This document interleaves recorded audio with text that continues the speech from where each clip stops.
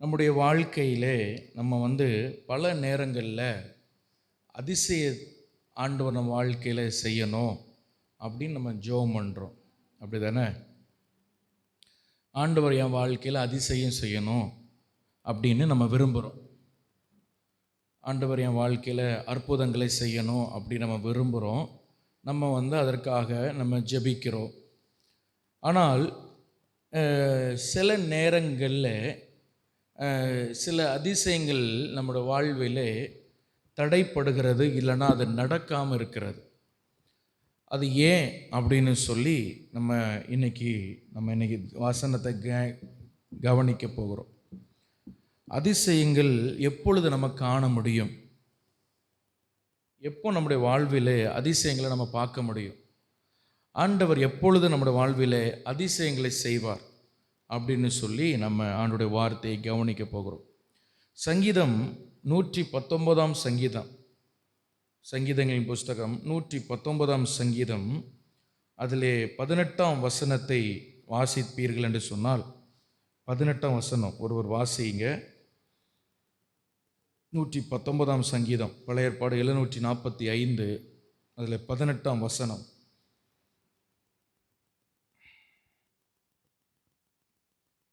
நான் வாசிக்கிட்டா 119:18. உமது வேதத்தில் உள்ள அதிசயங்களை நான் பார்க்கும்படி என் கண்களை திறந்தரலும். ஹல்லேலூயா. இந்த வசனத்தை நீங்கள் கொஞ்சம் நல்லா கவனிங்க. அதை திரும்ப வாசித்தா கூட, திரும்ப திரும்ப நம்ம அதை பார்த்தா கூட கொஞ்சம் ஆச்சரியமான ஒரு வசனம். அவர் தாவீது சொல்கிறாரு, உமது வேதத்தில் உள்ள அதிசயங்களை நான் பார்க்கும்படி என் கண்களை என்ன செய்யும்? திறந்தருளும் அப்படின்னு சொல்கிறார்.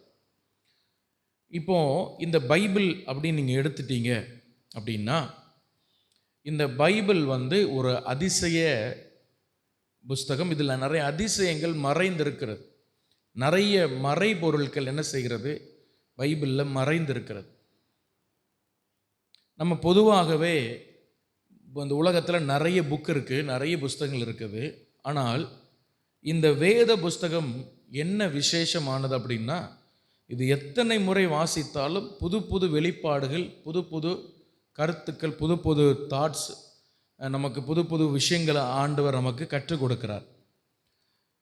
இந்த வேதத்தை ஏன் ஆண்டவர் அவ்வளவு தூரம் மகிமைப்படுத்தி வைத்திருக்கிறார்னு சொன்னால், இதை எழுதினது பரிசுத்த ஆவியானவர்.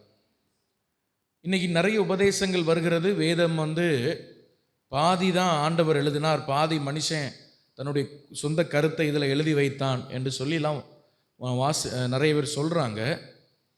ஆனால் ஆதியாகமம் முதல் வெளிப்படுத்தல் வரை, கடைசி வசனம் வரை இந்த பைபிள் முழுவதும் பரிசுத்த ஆவியினால் அது எழுதப்பட்டது. பரிசுத்த மனிதர்களை ஆண்டவர் ஏவி ஆண்டவர் எழுதினார். இப்போ மனிதர்கள் ஒரு விஷயத்தை எழுதும் பொழுது கண்டிப்பாக கருத்து வேறுபாடு வரும். எவ்வளோதான் அவங்க ரட்சிக்கப்பட்டிருந்தாலும் சரி.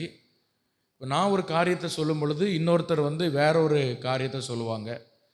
ஏனென்று சொன்னால் அவங்க வளர்ந்த விதங்கள் வேற மாதிரி இருக்கும், அவங்க வளர்ந்த பின்னணி வேற மாதிரி இருக்கும், நான் வளர்ந்த பின்னணி வேற மாதிரி இருக்கும். அப்போ ஒவ்வொருவரும் ஒவ்வொரு கருத்தை சொல்லுவாங்க. ஆனால் நீங்கள் இந்த பைபிளில் பார்த்தீங்கன்னா கிட்டத்தட்ட 40 பேர் ஆண்டவர் பயன்படுத்தி இந்த பைபிள் ஆண்டவர் எழுதியிருக்கிறார். 40 பேரும் 40 விதமான அனுபவத்தில் வளர்ந்தவங்க. சிலர் மெய்ப்பர்கள், சிலர் மீன் பிடிக்கிறவங்க, சிலர் டாக்டர்கள், சிலர் அரசியல் ராஜாக்கள், சிலர் ஸ்கிரைப்ஸ், அதாவது வேதப்பாரர்கள், சிலர் விவசாயிகள், சிலர் தீர்க்கதரிசிகள், சிலர் ஆசாரியர்கள். இப்படி ஒவ்வொருவரும் ஒவ்வொரு விதமான பின்னணியத்தில் வளர்ந்தவங்க. ஒவ்வொருவரும் ஒவ்வொரு விதமான காலகட்டத்தில் வாழ்ந்தவங்க. இப்போ மோசையை பார்த்தீங்கன்னா, மோசை நேரடியாக தாவீதை பார்த்தது கிடையாது. தாவீது நேரடியாக பேதுருவை பவுலை பார்த்தது கிடையாது. பேதுரு பவுல் நேரடியாக எரேமியாவை முகமுகமாக பார்த்தது கிடையாது. ஆனால் நீங்கள் பார்த்தீங்கன்னா ஆதியாகமத்தில் வெளிப்படுத்தல் வரை ஒரு வசனம் கூட ஒன்று முரண்படாமல் இருக்கும். ஒரு வசனத்துக்கு இன்னொரு வசனம் மாற்றி எழுதாமல், இங்கே எப்படி சொல்லியிருக்கு, ஏன் இங்கே எப்படி சொல்லியிருக்கு அப்படிங்கிற ஒரு குழப்பம் வராத, ஒரு முரண்பாடு இல்லாத ஒரு புஸ்தகம் உண்டென்றால் அது நம்முடைய கையில் இருக்கிற வேத புத்தகம் மாத்திரமே. அல்லேலூயா. இது ஒரே நபர் எழுதலை, 40 பேர் ஆண்டவர் பயன்படுத்தி தம்முடைய பரிசுத்த ஆவியை ஆண்டவர் ஏவி எழுதினால தான் அந்த முரண்பாடு இல்லை. சொந்த கருத்துக்களை மனிதர்கள் புகுத்திருப்பான்னு சொன்னால் கண்டிப்பாக முரண்பாடுகள், பிரச்சனைகள் வந்திருக்கும். அல்லேலூயா. ஒவ்வொன்றும் மாறி மாறி ஒன்று சொல்லியிருப்பாங்க. சரி, போகட்டும். இப்போ தாவீது சொல்கிறாரு, உம்முடைய வேதத்தில் உள்ள அதிசயத்தை நான் பார்க்க என் கண்ணை என்ன செய்யணும்? திறக்கணும். இந்த பைபிளில் நிறைய அதிசயங்கள் மறைந்து இருக்கிறது. நம்முடைய கண்கள் அதற்கு திறக்கப்பட வேண்டும். முதல்ல மனுஷனுடைய கண்ணு திறந்தது எப்போ அப்படின்னா, பாவம் செய்யும்படியாகத்தான் மனுஷனுடைய கண்ணு திறந்ததுன்னு ஆதியாக 3 நம்ம பார்க்குறோம். சர்ப்பமானது ஸ்திரியை பார்த்து, நீங்கள் இந்த பழத்தை சாப்பிட்டீங்கன்னா உன் கண்ணு திறக்கும், நீ நன்மையும் தீமையும் அறிந்து கொள்வாய் என்று அந்த சர்ப்பம் சொல்லிச்சு, அந்த பிசாசு சொல்லிச்சு. அந்த பழத்தை சாப்பிட்ட பிறகு தான் மனுஷன் தீமை செய்வதற்கு அவன் கண்ணு திறந்தது. பாவம் செய்வதற்கு அவன் கண் என்ன செஞ்சது? திறந்தது. பாவம் இப்படியெல்லாம் செய்யலாமா? இன்னைக்கு என்னெல்லாமோ பண்ணுறாங்க. விதவிதமாக பாவங்களை செய்கிறாங்க, விதவிதமாக யோசித்து பண்ணுறாங்க. அரசாங்கம் எத்தனை தடைகளை கொண்டு வந்தாலும் மனிதர்கள் பாவங்களை செய்வதற்கு அவங்க யோசித்து நிறைய செய்கிறாங்க. ஏன்னு சொன்னால், அன்னைக்கு ஏவாளுக்கு கண்ணு திறந்தது தீமை செய்வதற்கு. அல்லேலூயா. அதுக்கு முன்னாடி வரைக்கும் மனுஷனுக்கு தீமைனா என்னென்னு தெரியாது. அப்போது நன்மையும் தீமையும் செய்கிறது கண்ணு திறந்தது. ஆனால் வேதம் சொல்கிறது, ஆண்டவரே சொல்கிறார், மனுஷன் நன்மை தீமை அறிய நம்மளில் ஒருவனை போல் ஆனால் அப்படின்னு ஆண்டவர் சொல்கிறார். ஆனால் கர்த்தர் தீமை என்ன, தீமைன்னா என்ன, பாவம்னா என்னன்னு ஆண்டவருக்கு தெரியும்.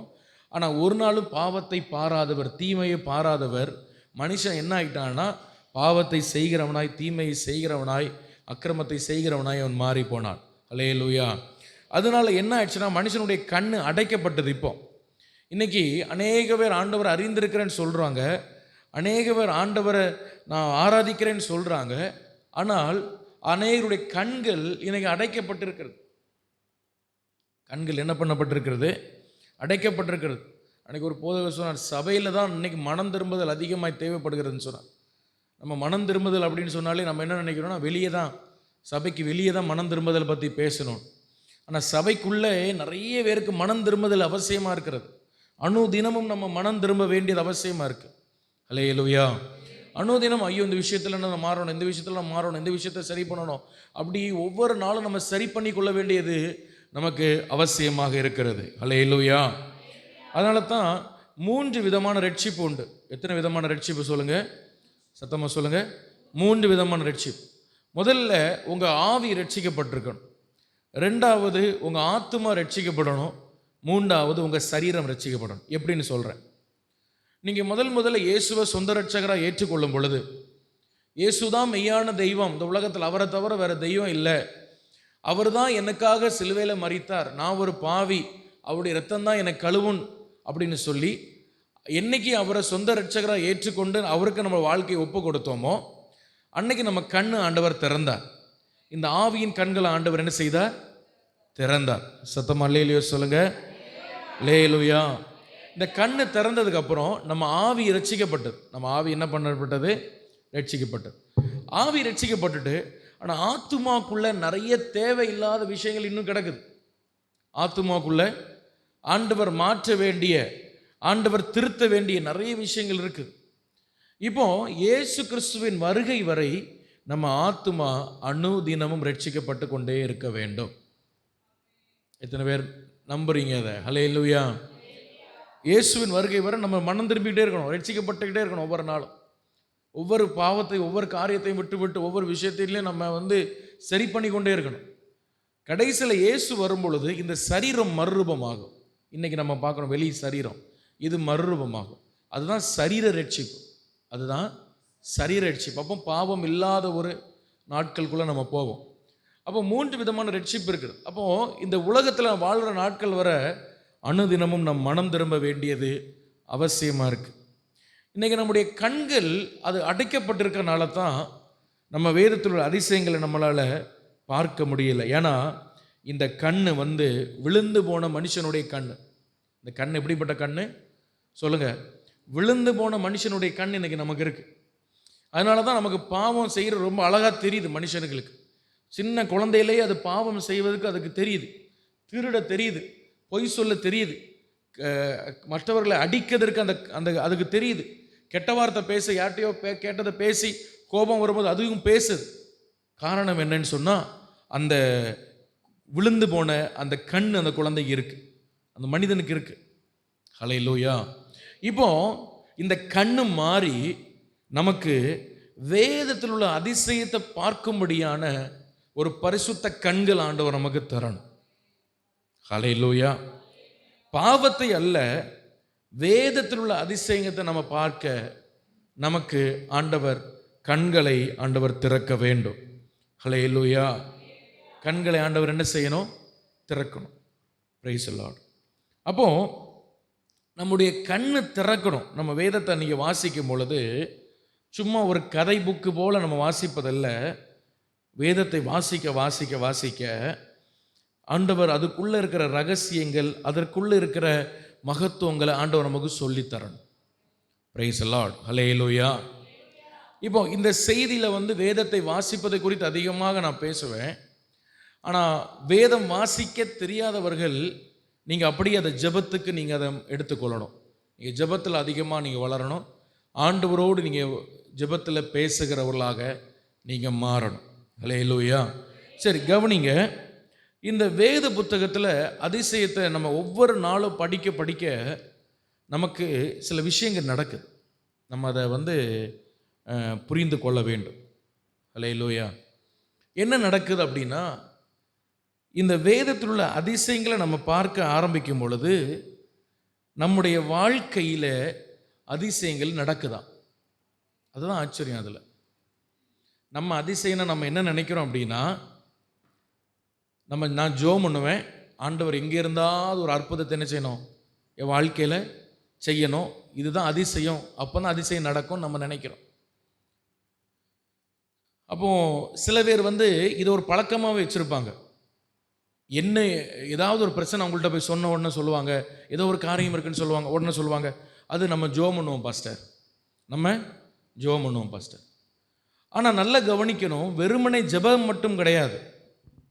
வெறுமனை ஜெபம் மட்டும் கிடையாது. நம்முடைய வாழ்க்கையில் சில விஷயங்கள் மாறணும். ஹல்லேலூயா. உதாரணமாக நம்முடைய குணாதிசயம் மாறணும், நம்முடைய சிந்திக்கிற அந்த தன்மைகள் மாறணும், இந்த உலகத்தின் மேல் இருக்கிற சில ஆசா பாசங்கள் மேல் இருக்கிற விருப்பங்கள் மாறணும், உலகத்தை நேசிக்கிற நேசம் நம்மளை விட்டு மாறணும், அழிந்து போகிற காரியத்துக்கு பின்னாடி ஓடுற சில விஷயங்கள் நம்மளை விட்டு மாறணும். இப்படி நம்ம விட்டு மாற வேண்டிய நிறைய விஷயங்கள் இருக்குது. ஆனால் சில பேர் என்ன பண்ணுறாங்கன்னா, வெறுமனே ஜெபம் மட்டும் பண்ணுவாங்க, ஒன்றுமே அவங்க மாற்றிக்க மாட்டாங்க. இதனால தான் அவர்கள் வாழ்விலே அதிசயங்கள் நடக்காமல் இருக்கிறது. அப்போ எப்போ மாறும், எப்போ என் கேரக்டர் மாறும், எப்போ ஆண்டவர் என்கிட்ட இதுதான் விரும்புகிறான்னு எனக்கு எப்போ தெரியும் அப்படின்னா, இதில் இந்த பைபிளுக்குள்ள ஆண்டவர் ரகசியங்களை மறைச்சி வச்சிருக்கார். என் வாழ்க்கையில் உள்ள அதிசயங்கள் உள்ள மறைச்சி வச்சிருக்கிறார். நான் சொல்கிறது புரியுதா? உதாரணமாக நீங்கள் ஒரு வசனத்தை வாசிக்கிறீங்க, ஆண்டவர் உங்கள்கிட்ட அந்த வசனத்தை வச்சு பேசுகிறாரு, அந்த வசனத்துக்கு கீழ்ப்படியும்படியாக நீங்கள் ஜெபிக்கிறீங்க, ஒப்பு கொடுக்குறீங்க, அந்த வசனம் உங்களுக்குள்ள ஒரு இம்பேக்ட் பண்ணுது, உங்களுக்குள்ள ஒரு கிரியை செய்யுது, அந்த வசனத்தின்படி நீங்கள் உங்கள் வாழ்க்கையை மாற்றுறீங்க, முடிவு என்ன ஆகுதுன்னா அந்த அதிசயம் நம்ம வாழ்க்கையில் நடக்கும். அந்த மனம் திரும்புவதனால உண்டாகிற ஒரு அதிசயத்தை நம்ம பார்ப்போம். எத்தனை பேருக்கு புரியுது நான் சொல்கிறது? ஹல்லேலூயா. அதனால தான் செய்தி நீங்கள் பைபிள் படிக்காதவங்க, பொதுவாக தெரியாதவங்களுக்கு மட்டுமில்லை எல்லாருக்குமே சொல்கிறது, செய்தி நேரத்தில் நல்லா கவனிங்க, வசனத்தை நல்லா உன்னிப்பாக கவனிங்க. அந்த வசனம் உங்ககிட்ட என்ன கொண்டு வருது, உங்கள் வாழ்க்கையில் என்ன மாற்றத்தை கொண்டு வருதுன்னு நீங்கள் அதை அப்சர்வ் பண்ணுங்க, அதை அப்படியே அதை எடுத்துக்கொள்ளுங்க, அதன்படி நீங்கள் மாறுங்க, அப்போ அற்புதம் தானாக நடக்கும். நான் இதை அனுபவித்து நான் சொல்கிறேன். ஹல்லேலூயா. நிறைய விஷயங்கள் என் வாழ்க்கையில் இந்த காரியம் நடக்கட்டும் ஆண்டவர், இந்த காரியம் நடக்கட்டும், இந்த காரியம் சும்மா ஜெபம் பண்ணிட்டுலாம் இருக்க மாட்டேன். இந்த வேதம் என்கிட்ட என்ன மாற்றம் விரும்புகிறதோ என் கேரக்டரில், அந்த மாற்றத்தை நான் கொண்டு வந்துட்டேன் அப்படின்னா நாம் என் மனசுக்குள்ள இருக்கிற ஜெப விண்ணப்பம் கேட்கப்படும். ஹல்லேலூயா. அதுதான் இந்த பைபிள் நான் சொன்னேன் அதிசயத்தின் புஸ்தகம். இது ஒரு அதிசயத்தின் புஸ்தகம். நிறைய பேர் வசனத்தை வாசிப்பாங்க, ஆனால் என்ன பண்ண மாட்டாங்கன்னா, வசனத்தை நல்ல பிரசங்களை நல்லா கேட்பாங்க, ஆனால் ஒரு நாளும் அது அவங்க அப்படி தான் பேசுவாங்க, நம்ம இப்படி தான் வாழணும், ஒரு நாள் இது அவங்க வாழ்க்கையில் உள்ள சில விஷயங்களை மாற்றிக்கவே மாட்டாங்க. பழைய பாரம்பரியங்கள், பழைய காரியங்கள், பழைய விஷயத்தை அப்படியே பண்ணிக்கிட்டே இருப்பாங்க. ஒரு நாளும் ஒன்றுத்தையும் மாற்ற மாட்டாங்க. ஆனால் ஆண்டவர் எனக்கு அற்புதம் செய்யலை, ஆண்டவர் எப்படி செய்வார்? ஆண்டவர் எப்படி செய்வார்? இந்த பைபிள் தான் உங்களை சில விஷயத்தில் மாற்ற சொல்லுதே, சில காரியங்களை உங்களை மனம் திரும்ப சொல்லுதே. ஹல்லேலூயா. அதனால நீங்கள் பார்த்துருக்கீங்களா, இந்த சபையில் மட்டுமில்லை எங்கேயுமே ஆண்டவர் என்னை பயன்படுத்தும் போது கிட்டத்தட்ட 90% நான் ஆசீர்வாத பிரசங்கமே நான் பேச மாட்டேன். ஏன்னா ஆசீர்வாதம் என்பது நீங்கள் மனம் திரும்புவதனால் வருகிறது, கிடைக்கிற ஒரு நன்மை. நம்ம எதில் மாறணும் என்பது இந்த வேதம் நமக்கு கற்றுக் கொடுத்துட்டே இருக்கும். நீங்கள் பைபிள் வாசித்து பாருங்கள். பைபிள் வாசித்து அந்த வசனம் உங்களோடு அந்த அதை எப்படி நான் உங்களுக்கு சொல்கிறேன். 3 காரியம் நம்ம செய்யணும், செய்யும் பொழுது அதிசயம் நடக்கும். அது என்னன்னு நான் உங்களுக்கு சொல்கிறேன். அப்போது அந்த வேத வசனத்துக்கு நம்முடைய வாழ்க்கையை நம்ம டியூன் பண்ணும் பொழுது, டியூன் பண்ணால் புரியுதா, அதுக்கு தகுந்தாற்போல் நம்மளை மாற்றிக்கொள்ளும் பொழுது சில ஜெபங்கள் நம்ம பண்ணாமலே ஆண்டவர் நமக்கு செவி கொடுப்பார். ஹல்லேலூயா. அதான் தாவீது சொல்லுறார், உம்முடைய வேதத்தில் உள்ள அதிசயங்களை நான் பார்க்கணும், என் கண்ணை திறங்கன்னு. ஹல்லேலூயா. இப்போ இன்னொரு விஷயம், இந்த பைபிளில் நிறைய அதிசயங்கள் எழுதப்பட்டிருக்கா இல்லையா? ஆதி ஆகமத்திலிருந்து பைபிளில் நிறைய அதிசயம் எழுதப்பட்டிருக்கு அப்படி தானே? ஆண்டவர் செங்கடலை பிளந்தார், யோர்தானை பிளந்தார், காடையை கொண்டு வந்தார், மன்னாவை கொண்டு வந்தார், தண்ணீரை திராட்சரசம் மாற்றினார், தண்ணீரை ரத்தமாக மாட்டினார், சொல்லிக்கிட்டே போகலாம். சூரியனை நிற்க வச்சார், யோர்தானை கரை புரண்டு ஓடுறவர்கள் யோர்தானை நிற்க வச்சார், எரிகோவை விழ வச்சார், பெரிய பெரிய ராஜாக்கள் எல்லாம் கீழே விழுந்தாங்க. தாவீது ராஜாவை கொண்டு ஆண்டவர் செய்த அற்புதங்கள், அதிசயங்கள், எலிசா செத்தவங்களை உயிரோடு எழுப்பினாங்க, பேயை துரத்துனாங்க, எத்தனையோ அதிசயம் பைபிளில் இருக்குது. இப்போ தாவீது என்ன ஜெபிக்கிறார்னா, அந்த அதிசயம் எல்லாம் வெறுமனை எழுத்தாக அல்ல, என் வாழ்க்கையில் அந்த அதிசயம் நடக்கணும். ஹல்லேலூயா. எத்தனை பேர் சொல்றது புரியுது? ஹல்லேலூயா, ஹல்லேலூயா, ஹல்லேலூயா. சும்மா மோசேக்கு ஆண்டவர் அற்புதம் செய்தார், யோசுவாவுக்கு ஆண்டவர் போது அப்படி நான் அப்படி இருக்கிறது இல்லை. யோசுவாவுக்கு நடந்தது என் வாழ்க்கையில் நடக்கணும். அதான் வேதத்தில் அதிசயத்தை நான் பார்க்கணும். யார் பார்க்கணும்? நான் பார்க்கணும். மோசேக்கு ஆண்டவர் செஞ்சார், என் வாழ்க்கையில் தடையெல்லாம் ஒன்றும் மாறாது அப்படின்லாம் இல்லை. மோசைக்கு ஒரு தடை மாறிச்சான், எனக்கும் மாறணும். வேதத்தில் அதிசயத்தை நான் பார்க்கணும். ஹல்லேலூயா. அதுக்கு என்னன்னா, தாவீது என்ன சொன்னார்னா, ஆண்டவர் யாராவது வச்சு செய்யும், யாரையாவது வச்சு செய்யும், ஏதாவது ஒரு ஊழியக்காரரை வச்சு செய்யும், ஏதாவது ஒரு தீர்க்கதரிசி வச்சு செய்யும், அப்படிலாம் சொல்லலை. அந்த அதிசயத்தை நான் பார்க்கணுன்னா முதல்ல நான் மாறணும், என் கண்ணு திறக்கணும். ஹல்லேலூயா. என் கண் என்ன பண்ணணும்? திறக்க வேண்டும். எனவே இது ராத்திரி வேலையினால நான் ரொம்ப டீட்டெயில் அதுக்குள்ளே நான் போக விரும்பலை, சீக்கிரமாக அதை முடிக்கிறேன். ஆனால் நீங்கள் இதனுடைய இந்த சாராம்சத்தை நீங்கள் புரிந்து கொள்ள உங்களை அன்பாக கேட்கிறேன். ஹல்லேலூயா. அப்போ வேதத்தை வாசித்து என்ன பண்ணணும்? தியானித்து அதை விசுவாசிக்கும் பொழுது அது என்ன பண்ணுகிறது என்று சொன்னால், எனக்கு அதிசயத்தை கொண்டு வருகிறது. ஹல்லேலூயா, ஹல்லேலூயா. அப்போ இந்த பைபிள் என்ன அப்படின்னா அதிசய பாத்திரம். இதுக்குள்ளே நிறைய அதிசயம் உள்ள கொட்டி கிடக்கு. நான் இந்த வசனத்தை வாசித்து தியானித்து நான் ஜெபிக்கும் பொழுது என்ன நடக்கிறதுன்னு சொன்னால், ஆண்டவரே இதெல்லாம் என் வாழ்க்கையை விட்டு மாற்றும். இல்லைனா இந்த ஒரு வாக்குத்தத்தத்தை ஆண்டவர் உங்களுக்கு தருவார். நீங்கள் பைபிள் வாசிக்கும் பொழுதோ பிரசங்கம் கேட்கும் பொழுதோ. பிரைஸ் தி லார்ட், ஹல்லேலூயா. திடீர்னு ஜோம் பண்ணிட்டு இருப்பீங்க, உங்களுக்கு ஒரு வாக்குத்தத்தத்தை ஆண்டவர் ஞாபகப்படுத்துவார். அதை வச்சு நீங்கள் ஜோம் பண்ணுங்க, அதை அறிக்கை செய்யுங்க, அதை விசுவாசிங்க. அப்பொழுதுதான் அந்த அதிசயம் உங்கள் வாழ்க்கையில் நடக்கும். ஹல்லேலூயா. அப்போ இந்த பைபிளை நான் கையில் வச்சுக்கிட்டு என் வாழ்க்கையில் இன்னும் அதிசயம் நடக்கலை அப்படின்னா தப்பு யார் மேலேனா என் மேலே தான். தப்பு யார் மேலே தான்? கர்த்தர் மேலே கிடையாது. நான் தான் எங்கேயோ மிஸ் பண்ணுறேன். அதிசய தேவனை ஆராதித்து அதிசய பைபிளை கையில் வச்சுக்கிட்டு இன்னும் என் வாழ்க்கையில் அதிசயம் நடக்கலை அப்படின்னா மிஸ்டேக் என்கிட்ட தான் இருக்குது. அல்லேலூயா. எனவே இப்போ இந்த கண்கள் என்ன பண்ணுகிறது அப்படின்னா, பிசாசானவன் இந்த பைபிளில் உள்ள அதிசயங்களை பார்க்காதபடி இன்னைக்கு உலகத்தில் என் சபைக்குள்ளேயே சில பேருடைய கண்கள் அவன் குருடாக்கிட்டான். சிலருடைய கண்கள் என்ன பண்ணிட்டான்? குருடாக்கிட்டான். அவங்களுக்கு பைபிள் சொல்லுவாங்க, பைபிள் படித்தா ஒன்றுமே புரியல பாஸ்டர், ஒன்றுமே எனக்கு தெரிய மாட்டேங்கி, ஒன்றுமே ஒரு வெளிப்பாடு எனக்கு வர மாட்டேங்கி. 2 நிமிஷம் வாசிப்பாங்க, அப்புறம் மூடி வச்சுட்டு எழும்பிடுவாங்க. கர்த்தர் நம்முடைய கண்களை திறக்க வேண்டும். அதற்காக நீங்கள் ஜெபிக்க வேண்டும். அல்லேலூயா. சரி, இந்த பைபிளில் அதிசயத்தை அனுபவித்த ஒரு மனுஷன், அதிகமாக அதிசயத்தை ஆண்டவர்கிட்ட அனுபவித்த ஒரு மனுஷன் யாருன்னு சொன்னால் யோசுவா. அல்லேலூயா. மோசே கூட நிறைய அனுபவத்தை பார்த்துருக்கிறார், அதிசயத்தை பார்த்துருக்கிறார். ஆனால் நீங்கள் பாருங்கள், மோசேக்கு நிறைய பேர் அதிக போராட்டங்களை சந்தித்தார், ஊழியத்தில் நிறைய பிரச்சனை சந்தித்தார்.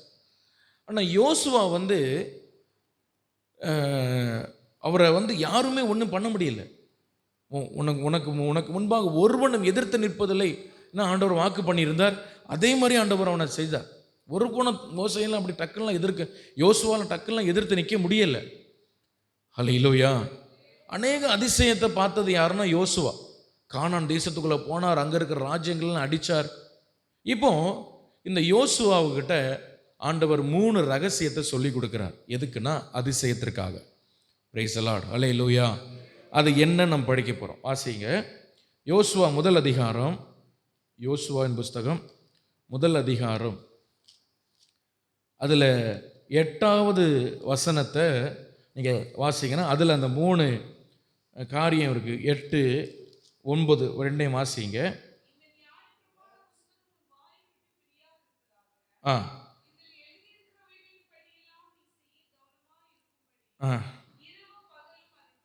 இந்த வசனத்தை நல்லா கவனிங்க, தியானி கொண்டு இருப்பாயாக.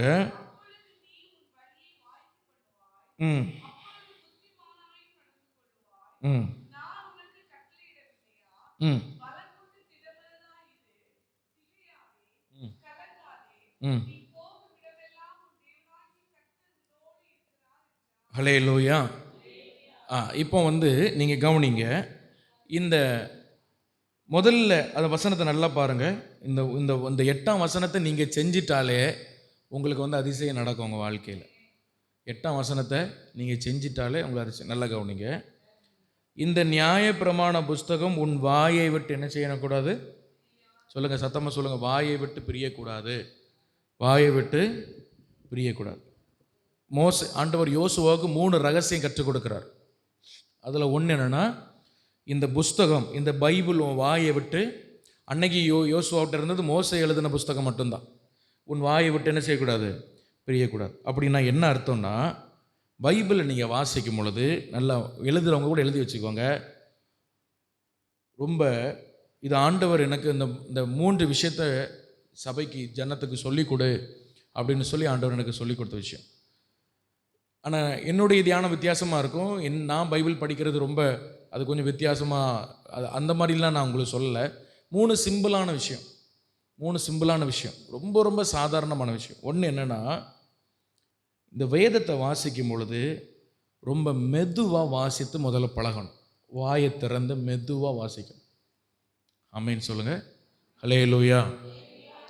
இந்த பைபிளை கடகடன்னு நீங்கள் வாசிங்கன்னா உங்களுக்கு ஒன்றுமே புரியாது. புரிகிறதும் மறந்து போயிடும், புரியாமல் ஆயிடும். முதல் விஷயம் ஆண்டவர் யோசுவாவோட சொன்னால், முதல்ல உன் வாய்க்கிட்ட அதை கொண்டு வா, உன் வாய்க்கிட்ட அதை கொண்டு வா. அப்போது பைபிளில் நல்ல மனதில் வைத்துக்கொள்ளுங்க. நான் இன்றைக்கி சொல்கிறேன், நீங்கள் மறக்கக்கூடாதுன்னு நைட்டு சொல்லிருந்தேன். அன்றைக்கி நைட்டு ஐயா ஏதோ சொன்னாருன்றப்படாது, நான் கவனிங்க. உங்கள் வாயில் கொண்டு அந்த வார்த்தையை மெதுவாக முதல்ல வாசிக்க வேண்டும். அல்லேலூயா. என்ன செய்யணும்? மெதுவாக வாசிக்கணும், ரொம்ப ஸ்லோவாக வாசிக்கணும். ஒரு வசனத்தை எடுத்தால் அது உங்களுக்கு புரியுதோ புரியலையோ, நீங்கள் மெதுவாக அதை வாசிக்க வேண்டும். அதுதான் முதல்ல ஆண்டவர் சொன்னார், வாயை விட்டு பிரியாதிருப்பதாக. வாயை விட்டு பிரியாது. இன்றைக்கி நிறைய பேர் பைபிள் படிக்கும் பொழுது அவசரப்பட்டு படிக்கிறாங்க. ஏதோ ஒரு அதிகாரம் இன்றைக்கி படிக்காட்டால் ஆண்டவர் நம்மளை அப்படியே கடித்து கொன்னுருவார் அப்படின்ற ஒரு ஒரு ஒரு எண்ணம் நிறைய பேருக்குள்ளே இருக்குது. நீங்கள் பைபிள் எப்படி வாசிங்க சிஸ்டர்? நான் எனக்கு ஒரு அதிகாரம் வாசித்தேன். ஒரு அதிகாரத்தில் என்ன வாசிங்க? ஒன்றும் தெரியாது. அல்லேலூயா. என்ன வாசிங்க? அது நான் மத்தேயு 5ஆம் அதிகாரம் வாசித்தேன். 5ஆம் அதிகாரத்தில் ஒரு வசனம் சொல்லுங்கள் பார்ப்போம். ஒன்றும் தெரியாது. நான் இன்றைக்கி பைபிளில் 10 அதிகாரம் வாசித்தேன். சரி, 10 அதிகாரம் வாசிய ஆண்டவர் என்ன பேசினார் உங்கள்கிட்ட? அது தெரியாது. ஒரு புக்கு மாதிரி, ஒரு கதை புக்கு மாதிரி அடி எடுத்தோடனே 10 நிமிஷத்தில் கட கட கடன்னு வாசிக்கிறது. பைபிளில் நான் ஒரு வருஷத்துக்குள்ளே வாசி முடிக்கணும் அப்படின்னு சில பேர் வாசிப்பாங்க. அது நான் தப்பு சொல்லலை. அது அவங்களுக்கு ஆண்டவர் கொடுத்த கிருபை. அவங்க வாசிக்கட்டு, நீங்களும் அப்படி வாசிக்க தப்பு இல்லை. ஆனால் உங்கள் வாழ்க்கையில் இதை நீங்கள் விட்டுறக்கூடாது. என்னென்னா, உங்கள் வாயை விட்டது பிரியாது இருக்கணும். ஹல்லேலூயா. ஒவ்வொரு வார்த்தையும் நிறுத்தி நிதானமாய் வாசிக்கணும். இந்த நியாயப்பிரமாண புஸ்தகம் அப்படின்னு சொல்லி ஒரு வசனத்தை வாசிக்கிறதுக்கு 2 நிமிஷம் எடுக்கணும். மெதுவாக அதை வாசிக்கணும். இப்படி நீங்கள், அது உங்களுடைய சின்சியரிட்டியை காட்டுகிறது. நீங்கள் எவ்வளோ சின்சியராக இருக்கீங்க, பைபிளை எவ்வளோ தூரம் அது சின்சியராக நீங்கள் படிக்கிறீங்க என்பதை காண்பிக்கிறது. ஹல்லேலூயா. ஆமாம், பைபிளை ரொம்ப மதிக்கணும். நிறைய பேர் பைபிளை அங்கெங்கேயுமா போடுவாங்க. அதெல்லாம் நான் அதையும் இது கூட சொல்லிக்கிறேன். வீட்டுக்கு போனால் பைபிளை தூக்கி அங்கேயே அங்கே ஊற்றி போடுவாங்க. அது காலு கீழே கிடந்து அடிபடும். சின்ன குழந்தை பிடிச்சி அதை அந்த பக்கம் தூக்கி போடும், இந்த பக்கம் போட்டு கிழிக்கும். பிள்ளைகள் எடுத்து அதில் பெண்ணை வச்சு வரையும். இந்த மாதிரிலாம் நீங்கள் வைக்கவே கூடாது. இந்த பைபிளை நீங்கள் மதிக்க நீங்கள் கற்றுக்கொண்டால் உங்கள் வாழ்க்கையின் தரம் உயரும். முதல்ல நீங்கள் அதை புரிஞ்சுக்கணும். ஹல்லேலூயா. சரி, அப்போ சும்மா தலைமாட்டில் வைக்கிறதில்ல, இதை நீங்கள் எடுத்துக்கணும். வாயை விட்டு அது என்ன செய்யக்கூடாது? ரெண்டாவது பாருங்க, அதன்படி செய்ய கவனமாயிருன்னு போட்டிருக்கு. அதில் எழுதியிருக்கிறபடியெல்லாம் செய்ய கவனமாய். இப்போ நீங்கள் என்ன பண்ணணும்னா, நல்ல கவனி, முக்கியமான பாயிண்ட்டு, நீங்கள் என்ன வாசிக்கிறீங்களோ அதை ஜெபத்தில் ஆண்டவர்கிட்ட கேட்கணும். அதனுடைய அர்த்தத்தை கேட்கணும். ஹல்லேலூயா. நீங்கள் என்ன வாசிக்கிறீங்களோ வாசித்து முடித்த பிறகு, அந்த வசனம் வாசித்து முடித்த பிறகு, ஆண்டவரே இந்த வசனத்தினுடைய அர்த்தம் என்னன்னு நீங்கள் ஜெபிக்கணும். நான் அடிக்கடி சொல்வதுண்டு, 1 மணி நேரம் ஒரு வசனம் படித்தாலும் ஒழுங்காக படிச்சுட்டு எழும்பணும். ஹல்லேலூயா. வாழ்க்கையில் அப்படிப்பட்ட அனுபவங்கள் உண்டு. நான் ரொம்ப பெருமையாக அதெல்லாம் சொல்லிட்டு இருக்க விரும்பலை. சிலருடைய அனுபவங்கள்லாம் பயங்கரம். சில ஊழியர்கள்லாம் கேள்விப்பட்டிருக்கிறேன், ஒரு வசனத்தை 6 மணி நேரம் உட்காந்து தியானிப்பாங்க. ஒரே வசனத்தை வச்சு ஒரு வசனம் படித்தாலும் ஒழுங்காக படிக்கணும். அப்போ ஒரு வசனத்தை வாசிக்கிறீங்க, அதனுடைய அர்த்தம் உங்களுக்கு புரியலை, ஆண்டவர் ஏதோ உங்கள்கிட்ட பேச வருவது போல் உங்களுக்கு தெரியுது அதிலேருந்து. அப்போ அதை நீங்கள் ஜெபிக்கணும். ஹல்லேலூயா. ஆண்டவரே இதுக்கு அர்த்தம் என்னப்பா, இது என்ன ஆண்டவரேன்னு சொல்லி நீங்கள் ஜெபித்தீங்கன்னா அது உங்களுக்கு புரியும். காரணம் என்ன சொல்லுங்கள் பார்ப்போம். ஏன் அது புரியுது? ஏன் புரியும் அப்படின்னா, இந்த பைபிளில் எழுதின ஆவியானவர் நீங்கள் வாசிக்க நேரம் உங்கள் கூட தான் இருப்பார். ஹல்லேலூயா. இந்த உலகத்தில் நீங்கள் எவ்வளோ பெரிய புக்கை, எவ்வளோ பெரிய ரைட்டர்னு சொல்லட்டு, நான் இவ்வளோ பெரிய எழுத்தாளர், இத்தனை புஸ்தகம் எழுதியிருக்கேன் அப்படின்னு எந்த நபர் சொல்லட்டுமே, ஆனால் நீங்கள் அவருக்கு புக்கை படிக்கும் பொழுது அவர் உங்கள் பக்கத்தில் இருக்கவே மாட்டார். அவர் எங்கேயாவது அமெரிக்காவிலேயோ இல்லை ஆஸ்திரேலியாவிலையோ இல்லை இந்தியாவில் எங்கேயோ ஒரு இடத்துல இருப்பார். ஹல்லேலூயா. ஆனால் பைபிள் மட்டும்தான் நீங்கள் வாசிக்கும் பொழுது அதை எழுதினவர் உங்கள் பக்கத்தில் நிற்பார், உட்கார்ந்துருப்பார், உங்களுக்கு சொல்லித்தரார். ஆனால் நம்ம பண்ணுற தப்பு என்னென்னா, கடகடன் வாசிச்சுட்டு அவரை கண்டுக்கிடவே மாட்டோம், மூடி வச்சுட்டு எழுப்பி போயிடுவோம். இது நம்ம பண்ணுற தவறு. வாசித்த இப்போ நான் ஒரு ஒரு ஒரு கருத்தை எழுதுகிறேன். இப்போ நான் இன்றைக்கி இந்த மெசேஜை ரெடி பண்ணியிருக்கிறேன், சும்மா நோட்ஸ் எழுதியிருக்கிறேன். இது நீங்கள் எடுத்து படித்து பார்த்தீங்கன்னா உங்களுக்கு பாதி புரியும், பாதி புரியாது. ஆனால் இது நான் பார்க்கும்போது எனக்கு நல்லா புரியும். ஏன்னா இது எழுதுனது யார்? நான். எனக்கு இதில் எழுதாதில் சில தாட்ஸும் என் மண்டைக்குள்ளே இருக்கும். அதே மாதிரி ஆவியானவர் இதை எழுதினவர், அவருக்கு என்ன விஷயம் அதில் இருக்குன்னு சொல்லி உங்களுக்கு சொல்லி தருவார். ஸோ முதல்ல கவனமாக வாசிக்கணும். ரெண்டாவது அதை செய்ய கவனமாக இருக்கிறதுக்காக நீ ஜெபம் பண்ணணும். ஆண்டவரே இந்த வசனத்தை நான் கை கொள்ளணும் அப்படின்னு சொல்லி நீங்கள் ஜெபிக்க வேண்டும். Praise the lord. ஹல்லேலூயா. மூன்றாவது பாருங்க, இரவும் பகலும் அதை தியானித்து கொண்டிருப்பாயாக. அப்போ நீங்கள் வாசிக்கிறீங்க, ஒரு வசனத்தை வாசித்து அதை வைத்து ஜெபம் பண்ணுறீங்க. ஜெபம் பண்ணும்பொழுது உங்களுக்கு ஒரு வெளிப்பாடு ஆண்டவர் தருகிறார். ஒரு வெளிப்பாடை ஆண்டவர் என்ன செய்கிறார்? நல்ல கவனிங்க. அதுதான் கண்ணு திறக்குது. ஒரு வசனத்தை வாசிக்கும் பொழுது, நீங்கள் எது ஜெபம் பண்ணும் பொழுது ஒரு வெளிப்பாடு கிடைக்கி பாருங்க, அங்கே என்ன நடக்குன்னா உங்கள் கண்ணு திறக்குது. அந்த வசனத்தின் அதிசயத்தை பார்க்கும்படி, அந்த வசனத்தின் அதிசயம் பயங்கரமாக ஆழங்களில் இருக்கும். ஆனால் நீங்கள் ஆரம்ப நிலையில் இருந்தீங்கன்னா கொஞ்சம் அப்படி கண்ணை திறந்து விடுவார்.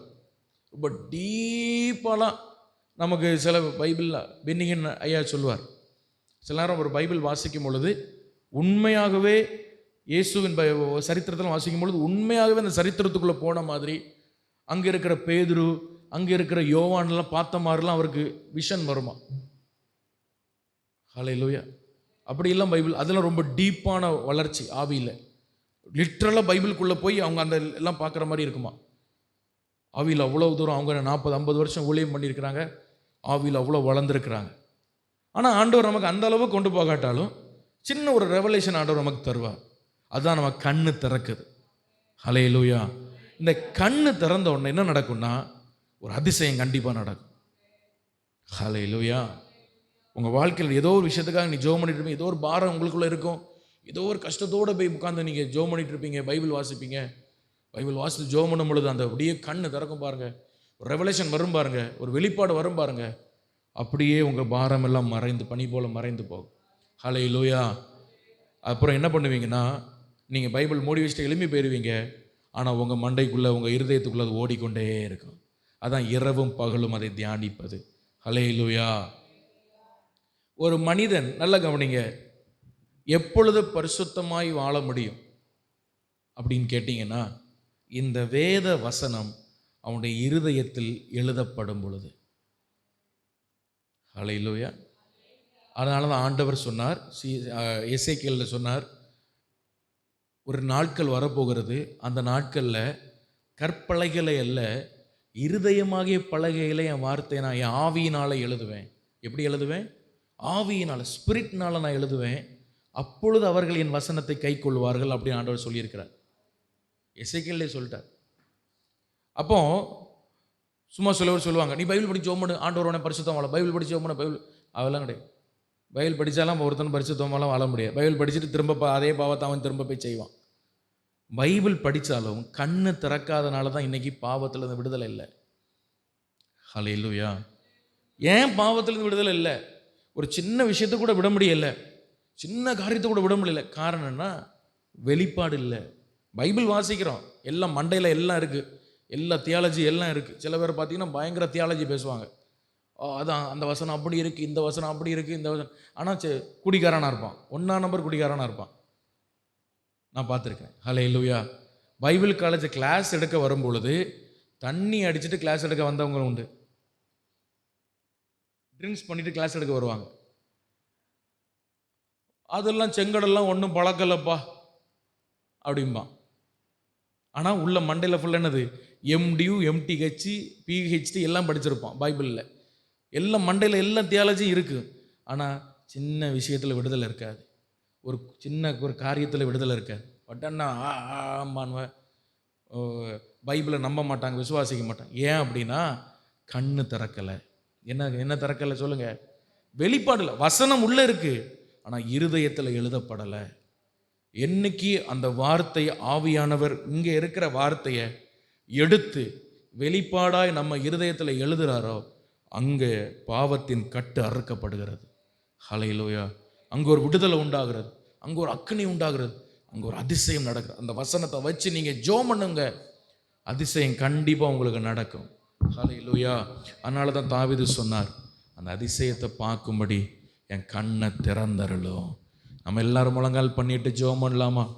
ஒரு சிம்பிளான 3 விஷயம் நான் உங்களுக்கு சொல்லி தந்தேன். இதை நீங்கள் பின்பற்ற வேண்டும். வேதத்தை வாசிக்க தெரியாது, எனக்கு எழுத படிக்க தெரியாது அப்படின்னு சொல்கிறவங்க, அடிக்கடி பைபிளில் உங்களுக்கு சொல்லப்படுகிற வாக்குத்தத்தங்கள், இங்கே சொல்லப்படுகிற சாட்சிகள், செய்திகள், இதன் மூலமாய் கூட நீங்கள் வசனத்தின் ஆழத்தை நீங்கள் கண்டுகொள்ள முடியும். கர்த்தர் உங்களுக்கு அந்த ஞானத்தை தரும். அதை வைத்து நீங்கள் ஜெபிக்க வேண்டும். செய்தி அதிகமாக நீங்கள் கேட்கும் பொழுது உங்களுக்குள்ள அந்த கிரியை ஆண்டவர் செய்வார். ஆனால் வேதம் வாசிக்க தெரியும் என்று சொல்கிறவர்கள் ஒவ்வொரு நாளும் வேதத்தை வாசித்து அதை வைத்து ஜெபித்து உங்கள் இருதயத்தில் அதை எழுதும் பொழுது இரவும் பகலும் அடிக்கடி திரும்ப திரும்ப அதை நீங்கள் உங்கள் சிந்தையில் அது வந்து கொண்டே இருக்கும். ஹல்லேலூயா. அப்பொழுது அதிசயங்கள் உங்கள் வாழ்க்கையில் நடக்கும். நீங்கள் அனுபவித்து பாருங்கள். இதை நீங்கள் டெஸ்ட் பண்ணி பாருங்கள்.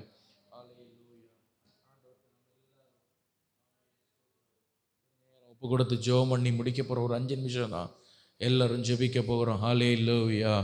ஆண்டவரே, என் கண்களை திறந்தருளும்னு சொல்லி வேதத்தில் உள்ள அதிசயங்களை பார்க்க சத்ருவானவன் என் கண்களை அடைத்து வைத்திருந்தாள் என்று சொன்னால், இப்பொழுதே அந்த சர்ப்பத்தின் வல்லமைகள், ஆமேன், இப்பிரபஞ்சத்தின் தேவனானவன் உடைய மன கண்களை குருடாக்கினான் வசனம் சொல்கிறதப்பா. ஏசப்பா, என் கண்களை நீர் திறந்தருளும் ஆண்டவரே. ஆலையில் எல்லாரும் ஆண்டவரை பார்த்து ஆமேன் ஒரு வார்த்தை கேட்போம். என் கண்களை கர்த்தர் திறந்தருளும் ஆண்டவரே. ஹல்லேலூயா. ஆமேன், ஆமேன், ஆமேன். இந்த இரவு ஜெபத்தை ஆண்டவர் நமக்கு